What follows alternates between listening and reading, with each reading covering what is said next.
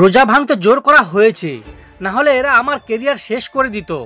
14ই March champion ট্রফিতে অস্ট্রেলিয়ার বিরুদ্ধে ম্যাচ চলাকালীন ভারতীয় ক্রিকেটার মোহাম্মদ শামিকে এনার্জি ড্রিঙ্ক পান করতে দেখা যায়। তিনি রোজা পালন না করায় এ নিয়ে বিতর্ক দানা বেঁধেছে। এ নিয়ে শামির সমালোচনায় সরব হয়েছেন অল ইন্ডিয়া মুসলিম জমায়েতের প্রেসিডেন্ট মৌলানা হাবিবুদ্দিন রাজভি বরেলভি।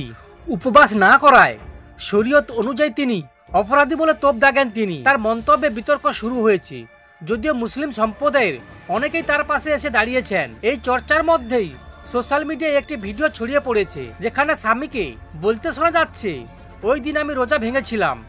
মুসলিম ভাই বোনেরা দয়া করে আমাকে ভুল বুঝবেন না, আমি এটা ইচ্ছা করে করিনি, আমাকে রোজা ভাঙতে জোর করা হয়েছে, অন্যথা এরা আমার কেরিয়ার নষ্ট করে দিত। আমি আবার আমার মুসলিম ভাই বোনদের কাছে ক্ষমা চেয়ে নিচ্ছি। কিন্তু এই ভিডিওটির কি আদৌ কোনো সত্যতা আছে?